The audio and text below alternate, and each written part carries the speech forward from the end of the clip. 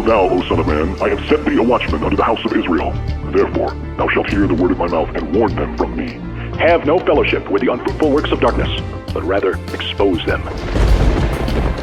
Coming to you from an undisclosed location in Middle Tennessee and examining current events from a biblical perspective, this is Bible News Radio with your hosts, Randall and Stacy Harp.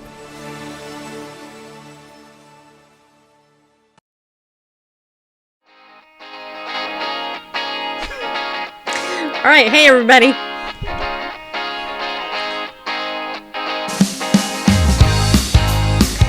It's not our normal music. I mean, it is our normal music, but we like to start the show on an upbeat, you know, because we believe in cheering you up. Yeah, we do. And anyway, I want to thank you for joining us tonight on Bible News Radio. We have a very special guest who is here tonight that I actually met in person a couple of months ago. I think it was a couple of months ago. Bareface and me, we were at a local networking group, and my guest tonight was the speaker. Yeah, he was.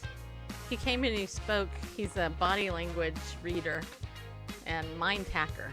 Yeah, he is. He can tell when you're lying. Yep. So tonight, I thought that it would be fun to have him talk to you about his new book, The Mind Hacker's Guide to Detecting Lies. And not only that, but my ear thing just fell out, people. Wait. Put that back in there so I can hear it. He also has another book called The Mind Hacker's Guide to Selling, the science of easily, ethically influencing the human mind. Yep, so if you're one of those people in direct sales, or you happen to be a business owner and you need to figure out how to sell stuff, that book could probably help you too, just so you know. So tonight's show, I think is going to be fun. I think it's going to be, hopefully it will give you some, I don't know, if you're like me, you like to read people. You know, my background as a therapist, I learned some stuff in that, and in his book, there's stuff in there that made me go, you know what? That the myth about when a person does that and they're lying, that's not true. It's actually a lie. And we're going to talk a little bit about that tonight. My guest is James Springer, people. Yeah, he is. And he's a tough guy. Yeah, he is. He looks tough. But I think deep down he's a teddy bear inside. Yeah, I do. He reminds me of my friend Mike, the FBI guy at Pickleball. Ooh, that reminds me. I gotta ask him a question. I gotta ask James a question. I'm gonna go ahead and write a note to myself so I don't forget it. All right, that's it. Okay, welcome everybody. So if you're on Periscope, say hi. If you're on YouTube, say hi. If you're on Twitch, Mixer, and Facebook, check in with us, say hi. And during our show tonight, what we're going to do is we will scan all of these platforms that you're on, and we will ask your questions of our guest in the event that you have any, which hopefully you do. Don't worry, he can't see you, which means he can't read your body language and detect if you're lying or not. But we might be able to tell from the tone and snarkiness of the text that you correctly write here, just so you know, okay? So be very careful. Hello, man, and hello, Gina, and Jimmy. Okay, and I don't know if anybody else is anywhere else, but they probably are. All right, so let me see here. Let's go ahead and say hi to a couple other people. I want to log in over here on YouTube, see if anybody's watching yet. Barb is over there. Barb, hey Barb. I bet you're going to enjoy this, Barb. Barb is awesome. I love Barb. Barb is very brilliant, actually. You should never mess with Barb over there on YouTube. All right, and if anybody's on Facebook, I think we can go say hi to people on Facebook and all of that too, as well. All right, people. So the name of the book, the brand new book that James Springer has written tonight is called The Mind Hacker's Guide to Detecting Lies. How to instantly, accurately recognize when someone is lying. Yeah. Uh-huh. Okay, so we're going to bring James on right now. So come on the screen. Be there with me. There you are, right there. You're there, over there. So I want to welcome you to the show, James. Glad you're here. Thank you. It's good to be here. Are you telling the truth? You know, could be Yes, I dangerous. am. I'm sorry. I could do like a million bad jokes about lying and deception, but I won't. I'll try to hold back. Anyway, okay. So I intentionally didn't read your bio because it's kind of long. So obviously the first That's thing because I'm old. that's it. How old? Well, I won't say how old I am because then you'll feel young because you won't feel as old. But I know you're a coach, you're an author, obviously, and you have a very interesting background. So please share that with everybody, okay? What you feel comfortable with.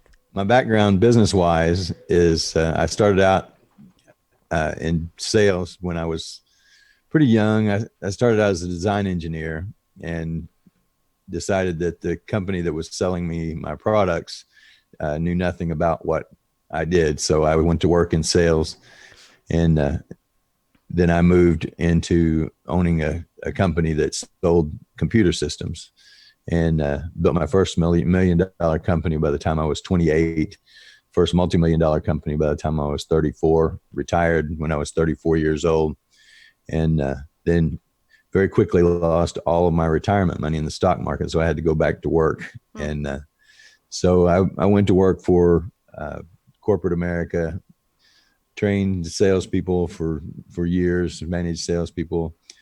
Over the course of my career, I've been responsible for probably somewhere between 100 and $150 million in sales. Wow. And got tired of the corporate game. I was diagnosed with diabetes and was morbidly obese. And so I was forecast to die in about 5 years when I was 45 years old. And dropped out of corporate life, decided I was going to go out and do something on my own, get away from corporate America.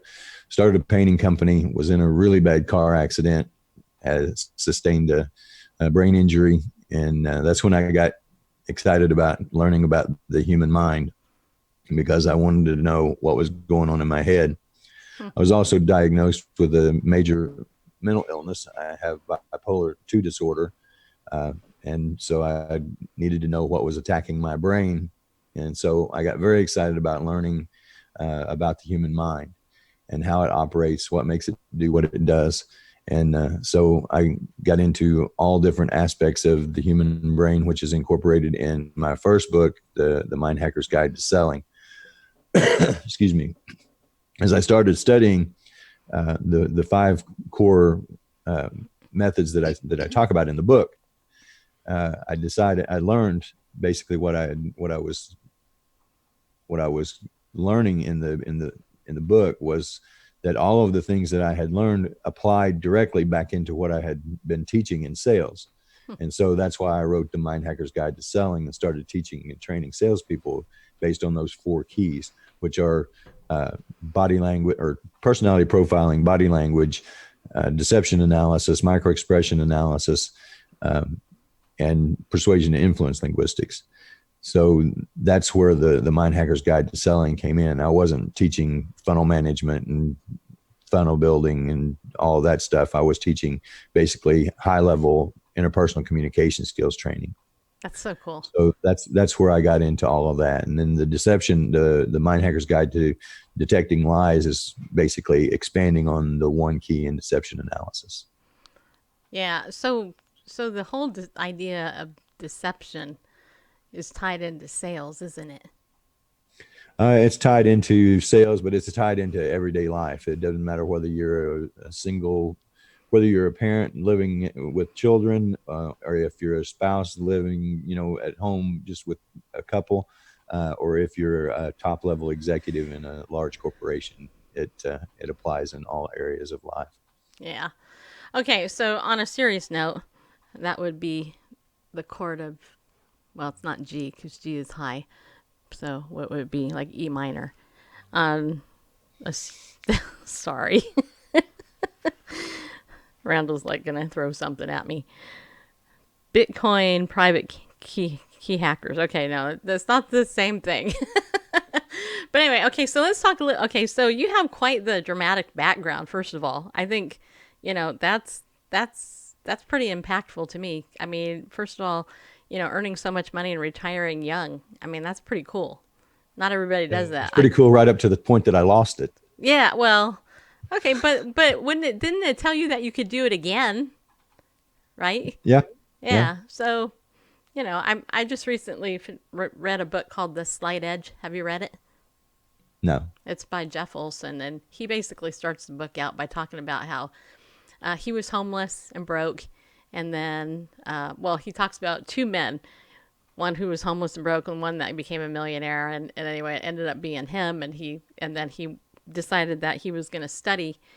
He tried to figure out what the difference was between people who became really wealthy and people who didn't go anywhere in life, and he discovered the slight edge, which is simply being able to do things consistently. Successful people do consistent things that unsuccessful people refuse to do.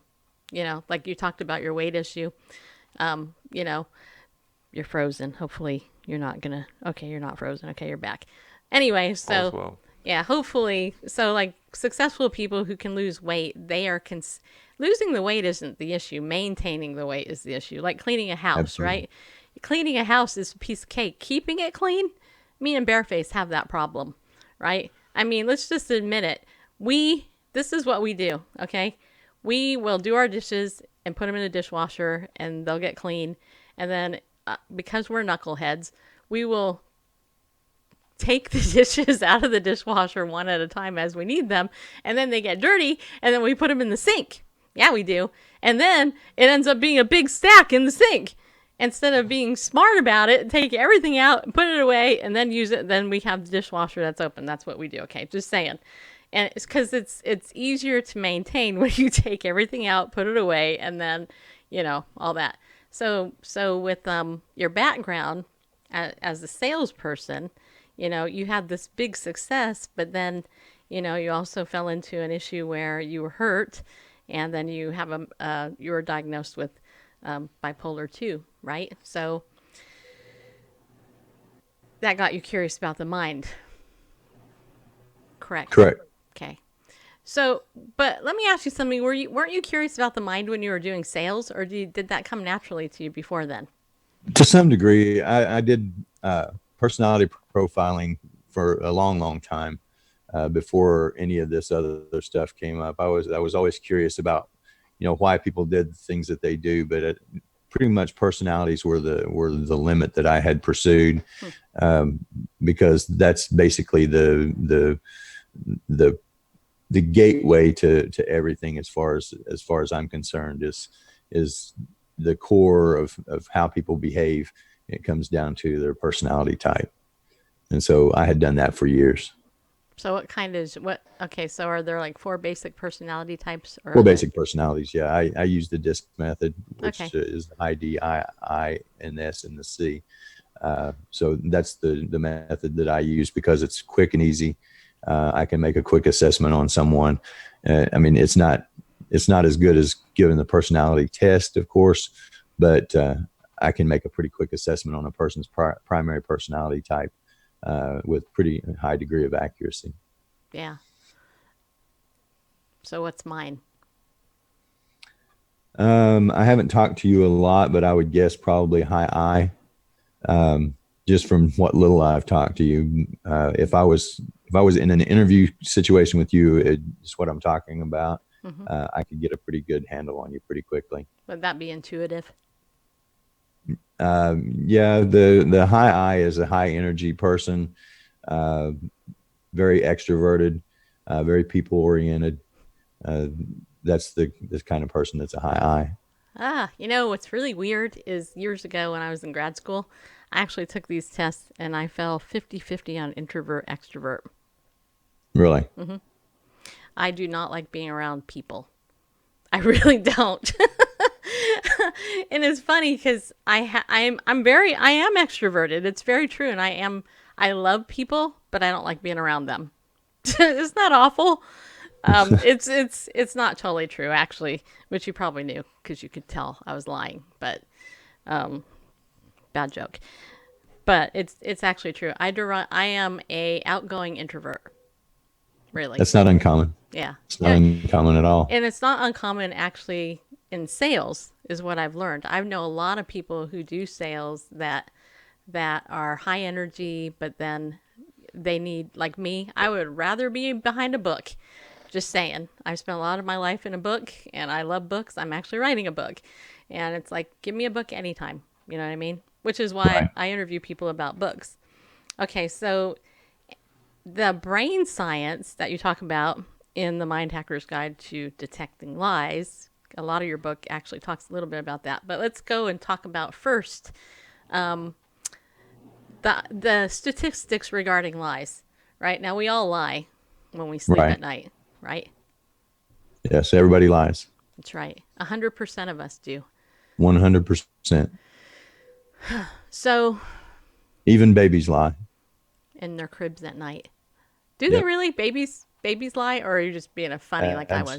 Absolutely, babies lie. Okay, explain it. A baby lies when a baby's first born.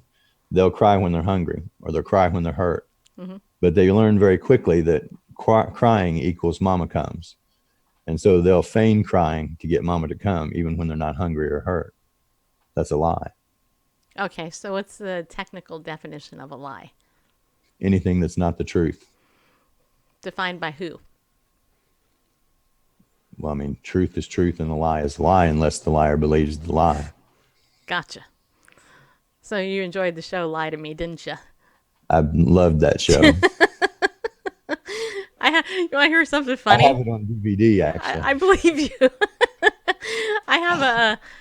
When I was in grad school, I'll tell you a true story. You'll love this. Okay, so I was in grad school getting my master's in clinical psychology, and one of my very first internships was in a transitional living home for women of domestic violence, and and every other thing out there. I mean, there are prostitutes, drug addicts, victims of violence, old people, cancer. I mean, it was just everything that the place that I worked in would do. And I didn't know what the heck I was doing. I was an intern. As an intern, you don't know what the heck you're doing. Just so you know, newsflash people, that's why interns are cheap, because they're training and they have to report to the superior supervisor who's got his license already. But anyway, so I was running this group, and I had this group of people who were snowing me, and I did not know it. I seriously was so naive. I had no idea that they were like playing me like a fiddle. And there was this one woman, I'll never forget. She was, I wanted to hit her. I really did. I was like, oh, I just want to hit this woman, because she just kept interrupting everything. And like when I'm supposed to be in charge leading the group, I just wanted to, and I thought that she was lying to me the whole time. I knew it. I could tell she was lying to me. And one day she started telling me this memory that she had, and she went on and on and on about it and everything. And I'm sitting there in my mind, and I'm thinking, what a load of crap. This is BS if I ever heard it in my entire life. And I had just seen an episode of Lie to Me the night before. And in the episode, the main character guy, I forgot his name. Dr. Lightman. Yeah, him. He actually said one way that you can tell if somebody's lying is if when they tell a story, if you ask them to repeat it backwards and they can't, then it's a lie. And so I thought, I'm going to ask her. I'm going to say, hey, can you clarify something for me? Just for fun, can you tell me your story in reverse order? Because I'd like to hear it from the other perspective. So, I thought I was all cool, right? I was like, in my head, I was like, yeah, got that woman. So I'm like, go ahead, tell us, everybody, just repeat your story backwards. I'd like to hear it.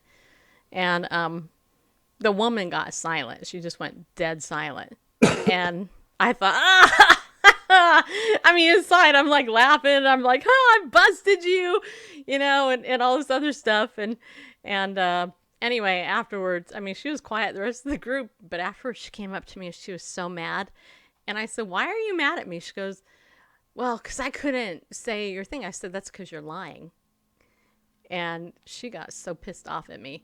But I thought, You know what? Thank you, Lie to Me TV show. I didn't learn that in grad school, but is there truth to that technique? Absolutely. Yeah. Yes. So yeah. So It's not the highest value indicator, but it is one. well, and it makes sense, especially with memory. We all have false memory. I agree with that. I mean, when you look at the whole issue of witnesses and stuff, they all see something different and all that. But can you talk to that at all? With false memories, Yeah. And intentional deception versus like not intentional deception. People lie. They believe it's the truth, but it's not really. if a person believes it's the truth, then they're not lying. Like Okay. a false memory, a person would be able to recall backwards because it's actually a memory to them. It may be a false memory, but it actually would be a memory. So they would be able to recall it. An intentional, like a made up memory would be, they would have difficulty most of the time. Like I say, it's not the highest level indicator because some people can do it.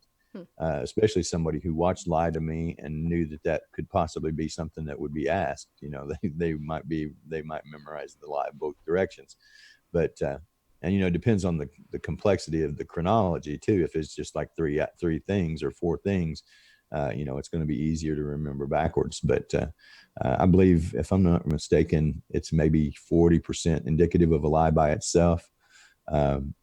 Maybe not even that high, but it's not nearly as high as some of the other indicators.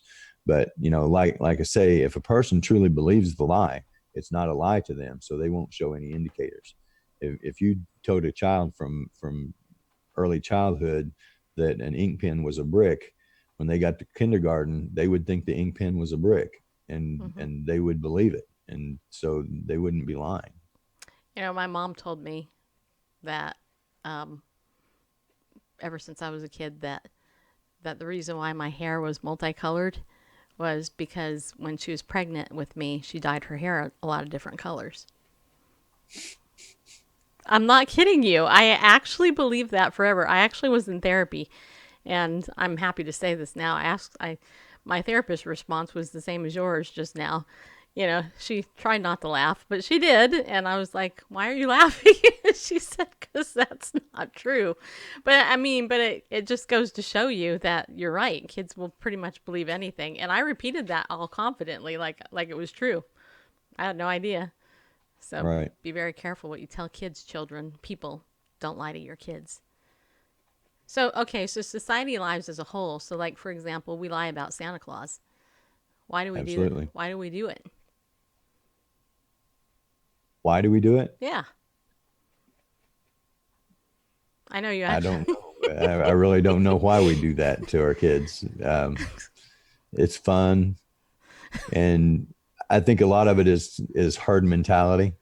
It's hard to tell your kids that there's no Santa Claus when all the other kids in school believe there's Santa Claus. So I would say the herd mentality is a big part of it. Everything on TV shows Santa Claus. I mean, I think that's the biggest thing, is following the herd. Yeah. Okay. So in your book, you talk about the different types of lies that there are. And there are. I mean, we all know about the white lie, but tell us a little bit more about the other types of lies. Well, you got the lies of omission, where you leave something out. You've got the lies where you sandwich the truth, or sandwich a lie between the truths, or a half truth. You see politicians do that a lot, where they'll tell a truth and they'll slip a lie in, and then they'll tell the truth, so that the lie is more believable. And then there's a direct lie, or a bald-faced lie, you may call it, where it's a lie of malice, where you're directly trying to deceive someone. And that's the ones that you really have to look out for, because that's the ones that are the most dangerous lies. I agree. Okay, we have this question from Oregon Patriot #1 in Periscope. He says, has your guest found the Congress interesting lately on impeachment, and what does he think of Schiff and Pelosi?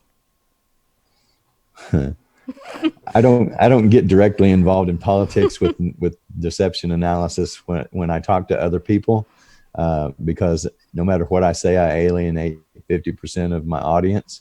So I don't say anything directly about any one politician publicly. I will say that they've gotten to where they don't even care if anybody catches their lies, regardless of which side it's on. So it's red meat for a deception analyst to watch them. But I don't comment publicly on any side as far as who's lying, because they all lie. Right. They lie like dirty rugs, people. Yeah. A lot of them do. Well, they all do. I think they all do. But I think that, I think Donald Trump gives a lot of good fodder too, but I don't know. I guess basically we just have to vote for our best liar, for our favorite liar when we vote, you know. It's like I would agree with that. Which, when you put it that way, it's like, well, gee, what a choice. Lying scumbag number since one. We've already established that 100% of people lie, you know that's going to be the case anyway. So Right. That's true. Yeah. I actually had somebody at pickleball when I was playing with them. They were talking about how they lie on their taxes, and they were trying to tell me how to lie on my taxes. And I'm like, dude, you were in the government and you're telling me this. I can't believe you're telling me this. He's like, they'll never know. And I'm like, God knows. That's the thing. Yeah. Sean's saying door 1, 2, or 3. Yeah. I know, huh? Okay. So in your book, The Mind Hacker's Guide to Detecting Lies, so you talk about the lies of omission. Mm-hmm. Right. I would have to say and confess openly before the whole world that that's probably the one I engage in the most. Yep. A lot of people do. Yeah. You know why, though? It's because of the reasons you list in your book. Like, you don't want to hurt somebody's feelings. You want to make somebody look good. You want to make yourself look good. Or, Right. You want to protect yourself. So is it bad to lie then? If you're doing it for good reasons? I mean, seriously, that's a serious question. Because, the Bible says that a lying tongue is an abomination. It actually does say that in Proverbs. But if we lie for good reasons, like Rahab did, is it bad? It's always best to tell the truth. Andy Griffith was the famous white liar, liar of omission, and he had a good heart, but to use a TV analogy. But when you're lying to protect someone, sooner or later, it's going to come back and then you hurt the person. So it's always best to tell the truth. I agree. But there again, the age-old question, does this dress make me look fat? Well, if you tell the truth sometimes, then you're going to be in pretty bad trouble.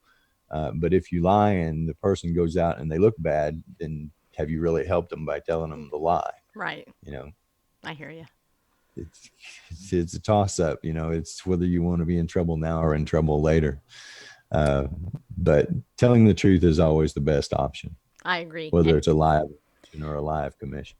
Yeah, the thing is too is I think that there's a way to tactfully tell people the truth. I mean, recently, last year, I had to basically unfriend somebody who had been lying to me about some stuff. I put up with a couple of lies. I was like, I can deal with that, but just certain lies, it's like, okay, I give up. This is BS, and I'm done. And good relationships have been destroyed by it. And I don't think it's something that, as Christians especially, we should be engaging in. He looks frozen. Is he frozen to you, Bareface? Hopefully we didn't lose him. I think we're okay. Sure? Okay. All right. Well, because my guest looks frozen to me on the other screen, I hope I didn't lose him, but why don't we go thank our sponsor in the meantime? Ariel Ministries is our sponsor. Yeah, he just dropped, just so you know. He'll be back. Yeah, he will. Just like Jesus is returning people. My guest James will come back. Anyway, Ariel Ministries is our sponsor of the show. I hope you actually take time to go ahead and visit ariel.org and check out the resources that they have, because they're great resources.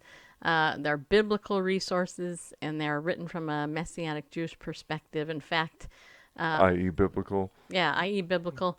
But Joel Comm this week posted a podcast almost 3 hours long that he had with a guest. And he was talking about his Messianic Judaism, or Christianity, being a Messianic Jew. And some of the things that he was saying was really super cool as far as understanding the Bible, and understanding that, as a Jewish person, he is a completed Jew. So don't forget to go over to Ariel Ministries, go to ariel.org and check it out. Don't forget to use the coupon code Bible News. They are sponsoring us through March due to, financial issues everybody's having these days. And so make sure that you can save some money even before, that's over with. All right, everybody? Okay, and then the other thing is, if you want to donate to our show, BibleNewsRadio.com/give is the place to go. I encourage you to donate as much as you can, as often as you want. We appreciate that. And just want to say thank you for doing that. And you're back, James. Can you see me? Are you back, James? Hello. I'm here. Okay. Sorry about that. No, it's okay. We've been having bad storms here today, and my internet connection just dropped. Oh, it's okay. I know. I'm not far from you. That's right. You are, aren't you? It's been raining hard all day today, off and on. Actually, I think it's let up, but anyway, you're back. Okay. So now what I want to do is have you give us tell us some of the signs of when people are lying. Like, what are some of the things that people do in general when they lie? Well, you want some of the most accurate deception indicators? Sure. And the most accurate of all indicators is emblematic gestures, the misuse of the use of emblematic gestures. Something like as simple as a head shake. An emblem is something that we do that needs no explanation to tell you what it means. If I nod my head this way, I don't need to tell you that I'm saying yes. So if I tell you that I don't mean something and I'm doing this with my head, I'm basically lying to you, because I'm shaking my head yes while I'm saying no. So that's one of the easiest ways. Now, sometimes it's very subtle. I may say no and just nod my head one time, or very slightly nod my head. But once you know what to look for, it's very easy to pick up on something when someone says no and they nod their head yes. All emblematic gestures are that way. One of the most common is the use of the middle finger. People will flip people off all the time, and they'll do it subconsciously, and they don't even realize that they've done it. And it happens with non-Christians, and Christians as well will do this. And not realize that they've done it. So they'll like go like this or something. Yeah, they'll do like that. They'll scratch their nose. Gotcha. It happens, and let me back up and preface this. In the book, I talk about the three brains that we have, and this is very it's creationist as well as, if a person doesn't believe in creation. The oldest part of the brain is the brainstem. The brain is created from the bottom up, and you can look at it from a baby's development. The bottom part of the brain is called the reptilian brain, because every vertebrate animal has this part of the brain. It is where all of our primal drives are stored, and it has no capacity to lie. The part above that is called the limbic system, also part of the subconscious mind. Then you've got on top of that the cerebral cortex, which is the human part of the brain. And it is, the thing about it is, it's where all of your executive functions are stored. But it's the subconscious mind is 1.5 times faster than the conscious mind. Conscious mind is the only part of the brain that has the capacity to lie. So anytime that you see someone lie, it's because the subconscious mind, which has no capacity to lie, is leading the conscious mind. So before the conscious mind can formulate the lie, the subconscious mind will leak the truth. So when a person says no and they nod their head yes, it's because the subconscious mind has leaked the yes before the conscious mind can say no. So that's why lie detection works, why human lie detection works. So when a person leaks the middle finger or leaks the head nod and all that, that's because the emblematic gesture slips subconsciously before the conscious mind can catch it. And that's why sometimes you'll see people do all kinds of weird things with their body, because the conscious mind catches the gestural slip and will try to correct it. So their head will do all kinds of weird things. Another one is a one-sided shrug. Gestures are supposed to be symmetrical. So an I don't know is two-sided shoulder shrug. But if you see just a one-sided shrug, then that's highly indicative of a deception, of a lie, because it should be two-sided. So the subconscious mind is trying to shrug and the conscious mind is stopping it. So you'll see an asymmetrical gesture. So, watch for those. As far as verbal indicators go, when a person drops all the contractions out of a sentence and goes to emphatic language, that's a sign of deception. Another one is deflections. And you hear this all the time, a person who answers a question without answering the question. That's another one that. Oh, I hate that. Yeah. And Lie to Me used that one. My wife and I we watched all 3 series of Lie to Me. And since I'm trained, I would tell her what was actually science and what was embellishment for the sake of the TV show. So she learned a ton about deception analysis while we watched the show. And we were driving to Fort Benning to see my son. And my daughter was with us. And my wife asked her a question. And my daughter deflected it.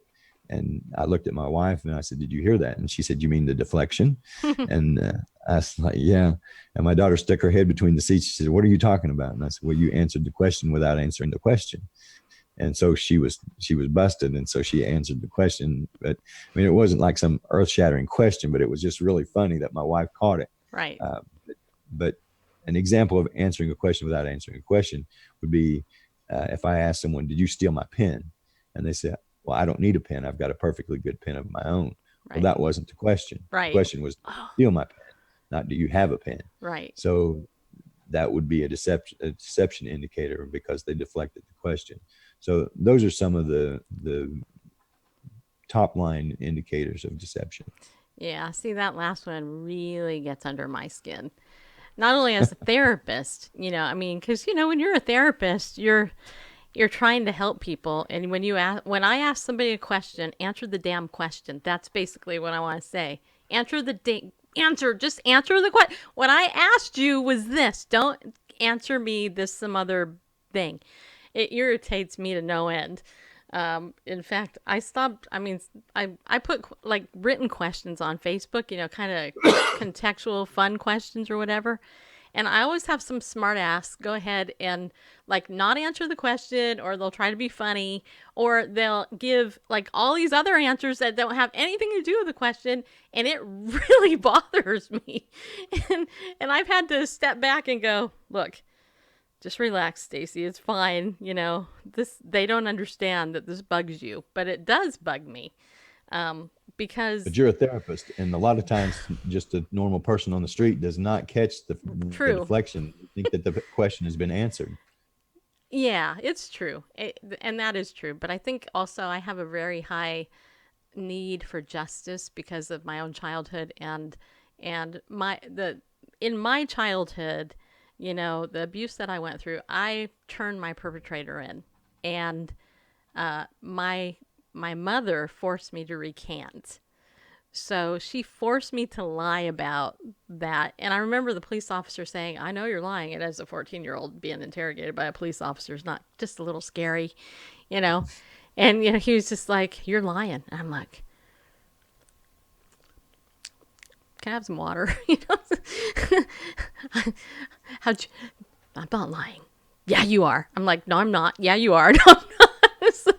I'm like, "Of course I'm lying. You have all the dang evidence." But, by my mom's threatened to kill me. So, I mean, what would you do? So I've noticed that this is it's a big button with me. And, I've noticed in my adult life that I will put up with that much of it from people.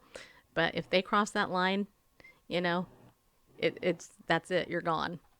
And it's interesting, James, because I was just doing this life assessment thing, and they gave this list of 14 different attributes.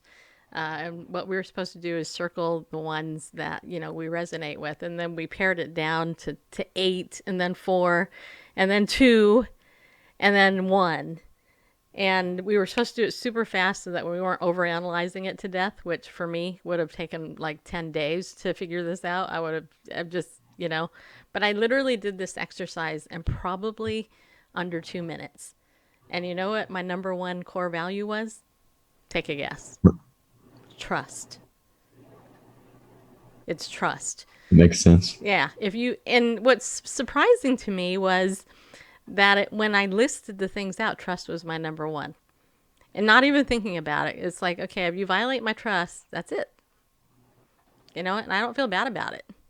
I mean, I get that people lie about whatever, dumb things, but the big things, don't do that. Not with me anyway. It's just, yeah. If you want to see me get unhinged, then there's this sense of justice going on.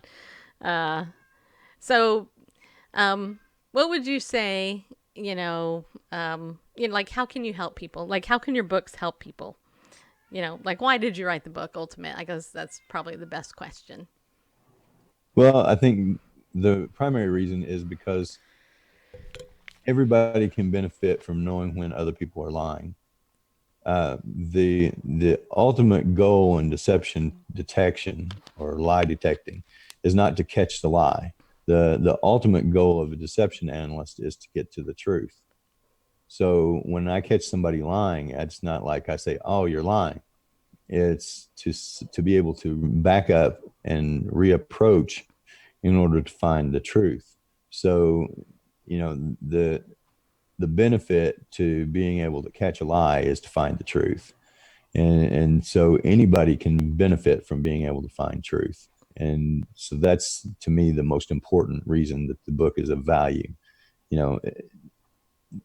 Understanding how to catch a lie, it's a two-edged sword. Number one, once you learn it, you can't unlearn it.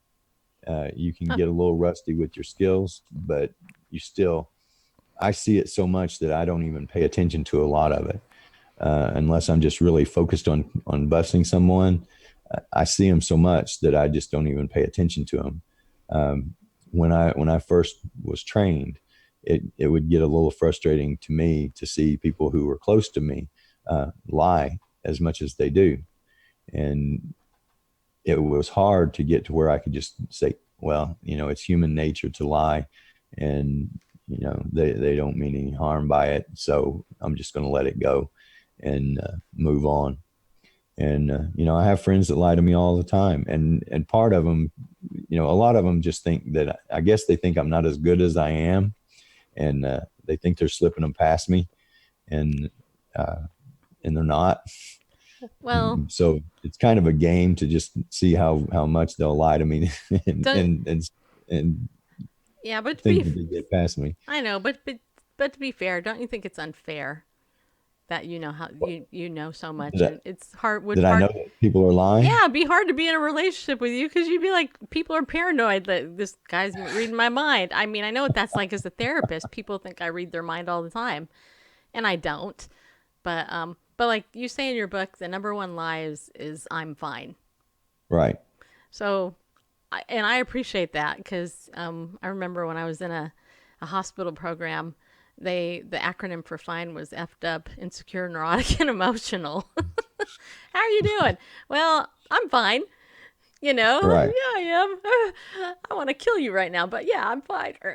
Right. So, and I think it's funny because there's this, it's culturally acceptable to lie about how you're doing. Right.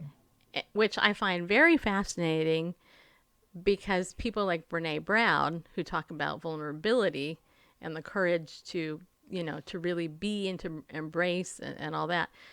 Have you read any of her work? Okay. I think you would like it. She talks about how, being vulnerable is it's tough for people, but like she'll use the language, of like, for example, like right now I'm just using you as an example. So right now you're being very attentive. I'm interviewing you on my show. You're very serious, direct, kind of, not overly energetic and everything.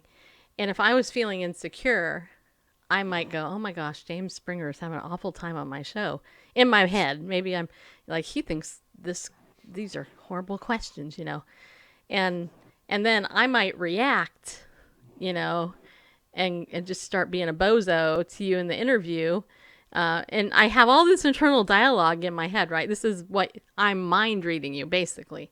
And so what Brene Brown talks about is, instead of us mind reading each other, which we all do horrible, then we can say something like, well, the story I'm telling myself right now is that you're really thinking that this show sucks right now, Now, that would be hard for me. Like, if I was thinking that, that would be a hard thing for me to say, but think about that in relationship to your spouse, right? Me and Randall, we had a conversation recently where we had this, I guess we were both feeling emotional about different things. And Randall said to me something, well, the story I'm telling myself right now is blah, blah, blah. And I'm like, that's not even remotely close to where I was thinking. And then I said to him, I said, look, the story I'm telling myself right now is that you're going to die in a fiery auto wreck, and you're going to, I'm going to be left alone, abandoned, and not know how to do anything in life without you. And that's what I'm terrified of. Now imagine, honestly, if everybody was honest about these things instead of walking around going, oh, I'm fine. I think divorce rates would go down because people wouldn't irreconcilably, divorce. And I also think that the greater level of vulnerability would be there for people if it was acceptable in our culture. The problem is that it's not. I said a lot. Well, number one, I am having a good time. Good. And I'm smiling a lot. I am a very intense person. You were talking about personalities. I'm a high D personality, almost off the charts high D. So I am very intense, very direct. That's my good time face. That's my good time personality, is direct and to the point. But yes, I am having a good time. So, and that is the truth. Good. But as far as the I'm fine thing and the story, the internal dialogue that goes on in our heads, the person who asks, how are you doing? They don't want to know. Right. How you doing. They really don't want to know. And that's one reason why people lie, is because they know that the person doesn't want to know. And they don't want a big, long conversation. I mean, if you ask me how I'm doing and I really told you the truth, it would take us 5 minutes just for me to tell you how I'm doing. And then, then you've got to figure out what to do with that. So it's just better to lie and say I'm fine. And I know I just said telling the truth is the best way to be. But in that case, it's just socially acceptable to just lie and say I'm fine. It's funny because a lot of times when I'm speaking and I say that 100% of people lie, usually I'll get at least one person who says, I don't lie, I go to church, I don't lie, or something to that nature, to that effect. And then I tell them the number one lie is I'm fine. And they'll invariably say, well, we say that in church. It's like, yeah, mm-hmm. You go to church and lie like a rug. Yeah. It's just, we all lie. And that's that's the biggest one. Yeah, I know a couple of people who proclaim boldly that they never lie and that they're crappy liars. And Well, that's their first one. Well, yeah, exactly. And I know their lies, and they've been busted in them. But anyway, All right, I got a question here from Gina, Mama Gina. Mama Gina is in our chat room. She says, what are these personality types? I'm familiar with A, D, M, and S. What is I? Well, in the disc profile, you have basically 4 quadrants. You've got the D and the I, which are extroverted, and the C and the S and the C, which are introverted. Then you've got the task oriented and people oriented. The D and the C are task oriented, and the I and the S are people oriented. So an I would be a people oriented extrovert, an S would be a people oriented introvert, a D would be a task oriented extrovert, and a C would be a task oriented introvert. So your I is going to be more of a social butterfly. They're going to be very much interested in getting the attention of others. They make, you see them a lot of times, are the prom queens. They're the class clowns. They're attention grabbers. And the D's are the people who are, both the D's and the I's want to be up front. An I will say, I want to be up front. The D will say they need me up front. The C is the analytical people. You see them as accountants, attorneys, forensic psychologists. They're deep thinkers. They're very analytical in what they do. They like numbers. The S is the wallflower. They don't like to be seen. They don't like to be heard. They like to put their heads down and do their jobs. They're very, very conscientious, are conscious of what people think of them. So that's basically the 4 personality types. Okay. And she goes on to say sanguine, choleric, melancholy, and phlegmatic is the one you're missing. Phlegmatics, yes. So the D is the choleric, the I is the sanguine, the S is the phlegmatic, and the C is the melancholy. Yeah, when I took the test, I was the otter retriever, which is the same. One I'm not familiar with. Well, it's in the I think it was the book. Randall is the 4. Well, I forgot the name of the book, but the otter is the sanguine, and the retriever is the phlegmatic, I believe. And so that's me, the otter retriever. Yeah, I am. That would make sense. Mm-hmm. It's true, but also the extrovert thing. It's not spelled that way, but it's okay. Well, generally, if you put it in the quadrants, your primary personality would be like an I, or what you said, the otter. Uh-huh. And then your secondary personality would be one of the adjacent quadrants. So your retriever would be an adjacent quadrant.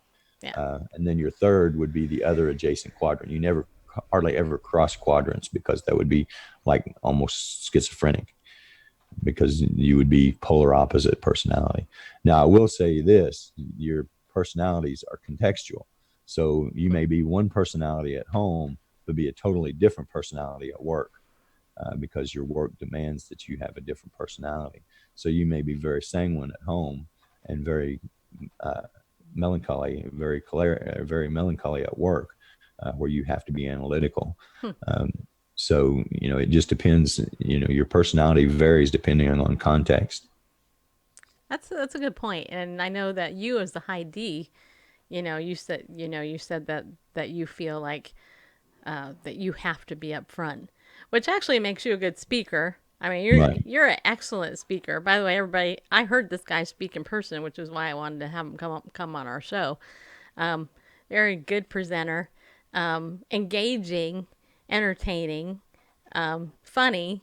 You have a dry sense of humor, which I can tell, which I love, because I do too. So tell everybody how you can, like if do you travel to speak, or could you tell us how, if somebody wants to get in touch with you or whatever, they can do that? I'll go anywhere that people will let me speak. I like to talk to anybody that will listen. But they can reach me in my office at home. I answer my cell phone to just about anyone. Unfortunately, a lot of times that's the people I don't want to talk to. But as anybody who has a cell phone knows, but but you can call me on my cell phone. You want me to give my number? I don't care to give my number. Sure. 615-388-1389. My email is James at alln, ALLN as in Nancy, COM as in Mary.com. Cool. I will repeat that number in a minute. But I also want to let you know if you tell people what you speak on and stuff so that they have an idea if they want to hire you or stuff like that, like what you could provide for them. I speak on basically either of my books. I speak on personality profiling. I break down any of the 4 keys and will speak on any of the 4 keys that I mentioned earlier. I speak a lot on deception detection, lie detecting. Speak on the personalities. Speak on selling, and I'll speak on anything about selling because I've done all of it. And then I speak also, which is something that is relatively new for me, is I speak on mental illness and the effects of mental illness and how mental illness plays in the workplace and how a high functioning person a mentally ill person can still be highly functional in the workplace. Do you prefer the term mental illness over mental health? Well, I think that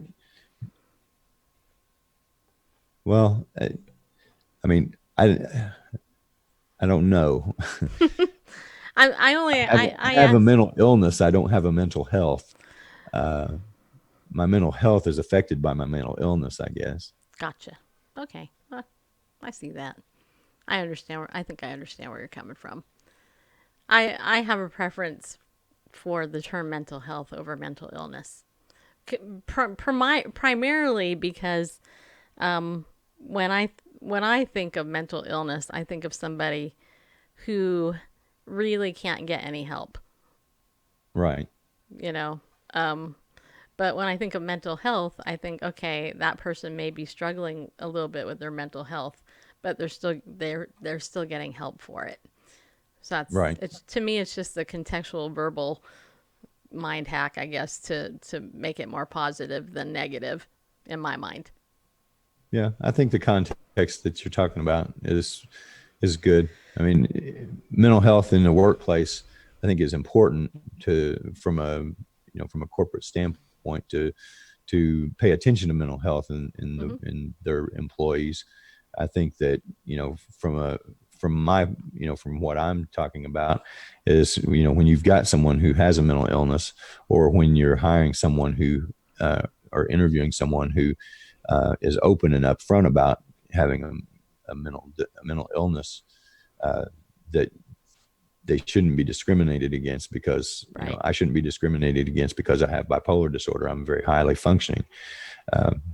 But I do have my limitations on some of the things that I can and cannot do. There are days that I have issues that have to be acknowledged. Right. So, that's the important thing to understand. And the stigma that goes around mental illness, I guess right. You could interchange mental health, but to me, the stigma is not around mental health. It's around mental illness. True. Okay. I like that. That makes sense to me. I remember when I was in college, I was doing undergrad. I was really dealing with a lot of PTSD. Now I know it was CPTSD. At the time, I didn't realize that there was that particular thing dealing with the abuse from my upbringing and stuff. And I qualified for assistance, to be able to get testing in a private setting as opposed to doing it in the classroom. And they put me in the disabled student thing because I have a little bit of learning disability and some other stuff. And so I saw how my college accommodated that for me, but I had to get a therapist written note to help me, otherwise they would have thought, oh, whatever, they wouldn't have understood that, some of my meltdowns back then were tied to that. You know what I mean? Right. And I think that would be beneficial in the workplace. I do, Right. Because a lot of people, I mean, And here's the other thing I think would be beneficial in the workplace, and I'm not sure.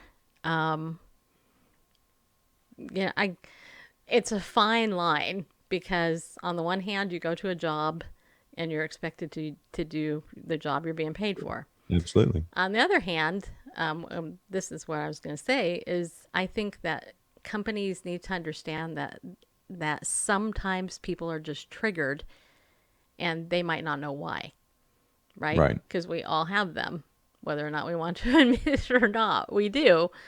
And so I think that if people in the workplace, I think if employers could understand that, if somebody's saying, look, I'm having a hard time dealing with this or whatever, I need, time off, or I need, a couple hours to recoup from something so that we can have, I can calm down my system. I think that would be, beneficial to everybody. And I think retention and employment would be better. And honestly, if there's safe zones, I think it would be better. But you always have jerks too, so that's kind of a problem too. Right. Okay. Right. I agree. Yeah. All right. So there we go. Okay, I'm not gonna say that, Gina, on the air, because I don't think people need to know that about you personally. Okay. But I know. Okay. Yeah, so I think that, and I think there are people out there, celebrities who are trying to help with that. I think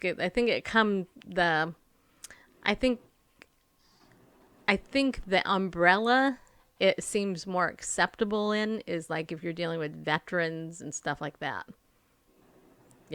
People tend to have a soft heart for, veterans who went to war or whatever, and I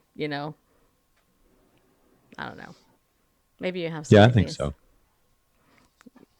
Yeah, because there's a lot of attention being drawn to PTSD right now for the veterans, especially with a lot of them coming back from Iraq and Afghanistan and the problems that they're having. I think that there's justifiably so a lot of spotlight being put on those guys right now, and very well deserved. Mm-hmm. Yeah, I think so too. Because war sucks. Let's just say it, people. Yeah, it does. Unless you're my son and he's dying to go fight. Yeah. Well, that's not necessarily a bad thing. I mean, but it's a noble cause. But probably, they say ignorance is bliss, right? You know a little bit more. Okay, so one other thing I wanted to bring up. Okay, so let me ask you this. Do you play poker? I'm not a big poker player. But if you did, do you think you could win because of your skills? Probably. I just had to ask because, I know. Let's put it this way. Poker players hire people like me to teach them. And it's one of the reasons why you see poker players sitting at the table with sunglasses on. Really? It's not because they want to be cool. It's because they don't want people to see their eyes. Okay, and that's the other thing. Okay, now I'm trying to remember I read this in your book or if I listened to a book, because I listened to a book called, I think it's something about the body tells all or something like that. Anyway, I was listening to it. No, maybe that was it. But anyway, the person was talking about how they were trying to, they had arrested a guy who had some accomplices to these crimes. But the guy wouldn't give up the guy's name. He wouldn't do it. And the way that they ultimately got him was by looking at his pupils, because his eye dilation changed when they said, "Was that you or somebody else's book?" Well, it's one of the indicators that I don't know. I think I put it in the book. Yeah, I'm not sure. When a person lies, their pupils will dilate. Yeah, so stand It's really a close. Fight-flight mechanism, and their pupils will dilate, the mouth goes dry, hands get cold. Is that created? What if they're just anxious? Will it just do that too if it's just anxiety? No, the only reason why a person's pupils will dilate is because whether they're excited or whether they're afraid. Interesting. All right, Randall, I'm going to start staring deep into your eyes just to see, First, I have to take a baseline though on his regular pupil size, right? I'm sorry. That was It's not an easy thing to do. No, it's not.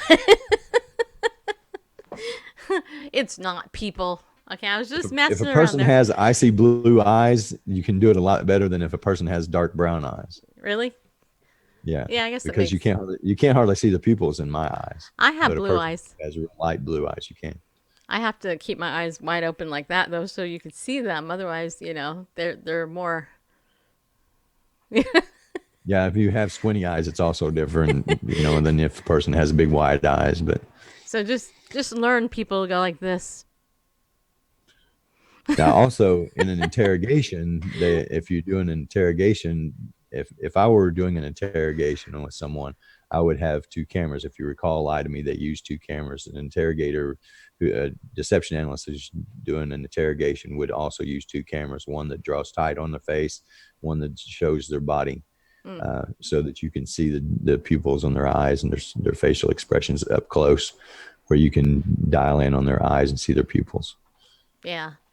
So when somebody does I know somebody who, when they get emotional, they go like this. Right. What does that mean? They're emotional. That's right. Actually, you won the prize, man. You did so good. You nailed it. Yeah, you did. All right. Anybody have any questions for my guest? Wait, by the way, I'm going to tell you James Springer's phone number. It's 615-388-1389. Yeah, it is. I believe I got that right. If not, Yep. Everybody's going to call somebody else. Yeah, so call him up to get consults on how to be a better poker player and more. No. All right, go to, and your website is allncom.com. Right. Not I-N, the letter N. Yeah. Yeah, all N. Yeah, what Bareface just put up over there. All right, is there anything that you would like to end the show with by talking about? We're kind of over time, but I don't care. No, I'm good, I think, unless there's something else you want to ask me about. Oh, Sean. You had a question that you wrote down. I don't know if you asked it or not. I did. It was the poker one. Okay, but Sean says, okay, let me see. Let me go here. I'm just scroll back up here. Okay, so Sean wants to know what the best personality test is. My favorite is the DISC test. It's simple, straight to the point. It's easy to remember. Like the Myers-Briggs is very accurate. It's a very good test. It's very widely used, but there's too many letters for me. I mean, I'm an ENTP, which, it's a lot of letters to try to remember. And it's very difficult to make a snap assessment on someone where, like I say, if you can figure out if a person's extrovert, introvert, people-oriented, or task-oriented, which you can pretty much nail down an assessment of somebody just by asking a few questions and observing the room that they're in, you can pretty much nail down their primary personality. You can't get their secondary or tertiary personalities necessarily, but you can get their primary, and that gives you a big leg up on if you're in sales or negotiation or just trying to figure a person out. Yeah, and that's interesting because, I've done sales now going on 2 years. I guess I've always done sales, really, but I mean, I'm intentionally now in the sales world with Legal Shield. And I've learned through trial and error, certain things about people and how I've approached people. And it's important for me to be, to not pressure people. I don't like that when people do that to me. But at the same time, I want to persuade them to get my product, because I think the product is worthy and I think people should get it, so let's see here. Well, as far as the sales approach goes, if you can quickly assess a person's personality, your presentation should be geared towards all four personalities. But if you can make an assessment and feel pretty good about it, like if you were selling to me and you come in with a bunch of pie charts and bar graphs and all this analytical data, you'll lose me in a heartbeat. But if Right. you come in with a top line and a bottom line, quick in and out, tell me what's in it for me, you've got my attention and you have a very high probability of selling. But if you come at a high I with top and bottom line and that's all you've got, they're not going to buy from you. You've got to tell them how good it feels, how, you know, you got to be a people person. You got to be exciting and fun. If you come at me with exciting and fun, you're going to lose me. But a high S person, you know, you've got to talk about how good it feels, you know, how you're going to avoid conflict and all this. High C personality, you better have your data together. You better know what your product is going to do, how it's going to do it, every minutia of detail that is possibly available. You better have it for them. So by understanding the personalities, you can tailor a presentation that's going to match that person to their personality, and you're going to have a much higher likelihood of closing the deal. You know what? That's informative, and I can tell you that I've noticed in myself the people who annoy me the most are the ones that ask me 5 million questions about my product. Irritates the crap out of me because I'm like, this is pretty simple, person. In my head, I'm like, why are you interrogating me for 5 hours about this $25 product? I mean, are you really that cheap that you don't want to put the money out? I mean, in my head, I'm just like, and I've had to learn, you know, to go, hold up, sis, you know. And that, you just need a data sheet to hand them. Exactly. But even having done that, they still torment me with a million more questions. I'm just like, don't you get the story here? Just listen to the story, you know. I mean, the other day, you'll find this funny. I was at a networking meeting, and I said to the whole group of people, I said, have you ever played Duck Duck Goose? You ever play that when you were a kid? No. No? Never? No. Do you even know what it is? I've heard of it. Oh. Basically, it's a kid's game. So people are in a circle, and you walk around and you go duck. You tap the kid, and then you walk and you go duck, and then when you hit the person who's a goose, the goose gets up and they run, and basically they go and they try to get somebody else. So you don't want to be a goose. The bottom line, okay? Because the goose has to move and do stuff. And so I stood up at my networking meeting. It was a younger crowd, and I said, you know, have you guys ever played Duck Duck Goose? And they're like, most of them said yeah. And so I got up and I said, Duck Aflac, picking on Aflac, get it, because of the duck, but whatever. Anyway, I thought it was funny. A couple of people did, and I duck, you know, and then eventually I did goose. And then I said, don't be the goose, people. Don't be one without the will. You know, don't be one without our app to get help. You know, do not be that person. And then I was emphatic about it, you know, and it made everybody laugh. And here's the thing, though. Right afterwards, I got a membership. Somebody signed up right there, pretty much on the spot. And then I was sharing my on my Legal Shield call it's an accountability call. And these are all leaders who sell the same stuff. And I was just sharing with them, you know, my win of the day, which was that. And I had numerous people afterwards private message me and say, can I use that Duck Duck Goose story? You know, that was so good.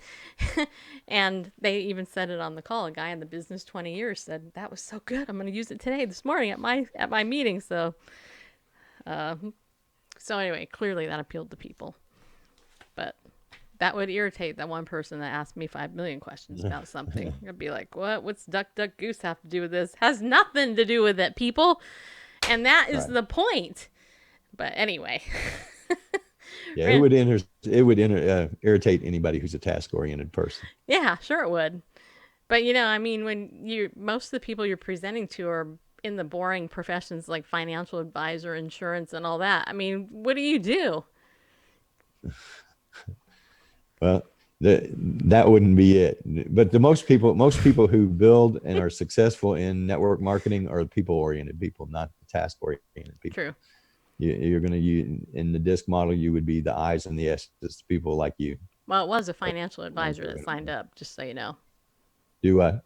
It was actually a financial advisor that signed Was up. it? Yeah, well, he has a baby I though. said most. Yeah, well, he was young. Anyway, hey Randall, you have any questions for James? Do you? Anybody else have any questions? No, you don't have any? You sure? Go once, people. Hey, we got this expert here. Look at that guy. He can read your mind. Well, maybe. All right. So, Jeannie from Georgia, are you there?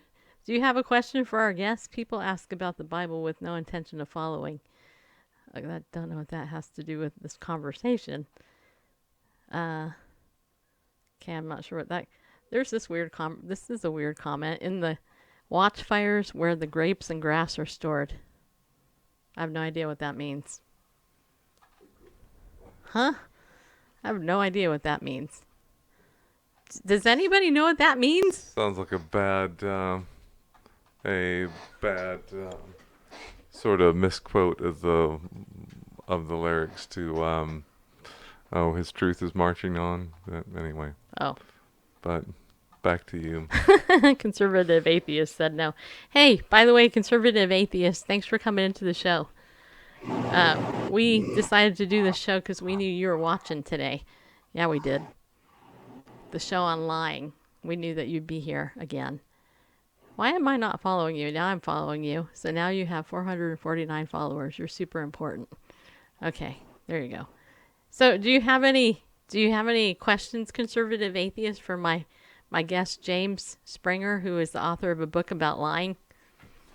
Hey, conservative atheist question. Do you think atheists lie more than Christians? No.